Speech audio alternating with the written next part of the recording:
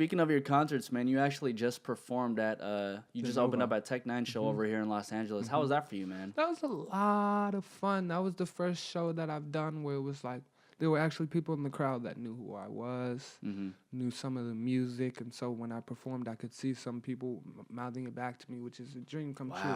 I'm really looking forward to the experience of being on stage and everybody being there for me, and just because the way that I move on stage, I need the crowd moving like that too. 'Cause that transfer of energy, it's a two-way street. So I'm giving it to you. Yeah. I need you to give it back. So I'm really looking forward to that. But I mean, it was awesome. It was. I mean, it's so humbling to see these things in my mind. Yeah. And then to step into them. And the way that it makes me think now about, because it's like, I had a lady, she commented on one of my pictures on Instagram, and I love that she said this. It really made me think. She said, so are those dreams, is reality becoming less of a dream? Or maybe she said, are those dreams becoming more of a reality? But to me, it was this idea, okay, I dreamt all of this. Now I'm kind of walking in it. So what's scary is it will become mundane if you stop dreaming. Wow. You know what I'm saying? It'll lose the spark because the dreams brought you here. So it's like, all right, well, that's kind of happening now. So now what? Now what? Or you just kind of get lost in the moment, and then it loses that spark. And so it's like, all right, now I got to dream a little more. Yeah. Dream a little crazier. Because now I got some other shit I need to walk into. And for me to have walked into basically exactly what I've dreamt, I'm like, I got it. Wow. I don't even care how crazy I sound to people anymore. You know, you kind of just triggered something in my head right now because kind of like when we all start out, right? We all think of the most outrageous shit, thinking that it'll never, you know, maybe it'll come into fruition and maybe it won't. And then by the time that dream comes to some sort of reality, I think it gets to a point in all our heads in which, like, we stop dreaming. We stop thinking about even crazier things that come into fruition. Yep. And, you know, now that you bring it up, that might just be a killer as to why some people's careers just come to a halt and some people kind of just, like, fall off per se because they're not they're not tapping into, like, how they were 10, 20 years ago when they were just it got real. Yeah, because it got real.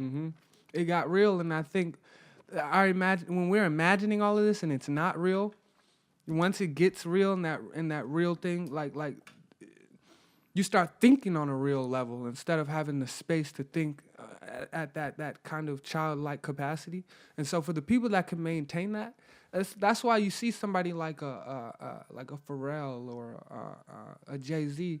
These people still tap into what I feel like is this childlike curiosity, they're creating with the youth, you know what I'm saying? They're not closing themselves off. You gotta stay open-minded. You have to stay open-minded. You gotta want to experience new experiences and new things, and you just. I feel like the whole life game is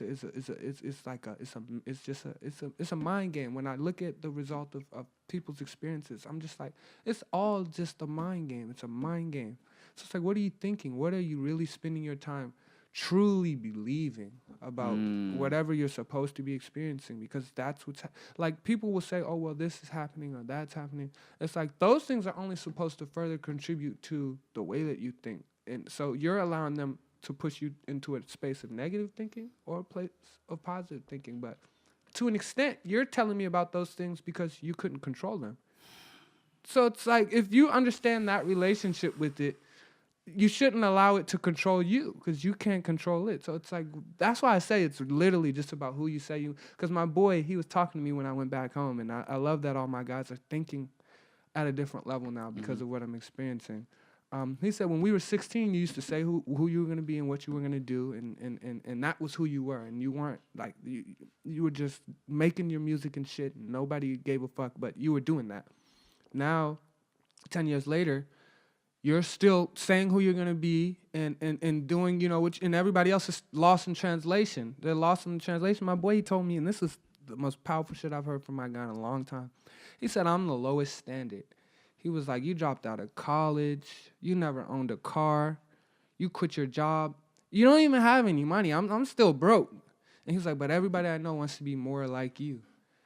Everybody wants to be more like you, and that blew my mind because it's like all my guys, we're all playing this hierarchy game where it's like, oh, who's got the best job? And when I dropped out of college and everybody graduated, we were all kind of just, well, I don't know about me, kind of to an extent, But we were all kind of just going through the motions, seeing where life was going to go next. And then once this started happening for me, it lit a fire under all of my guys.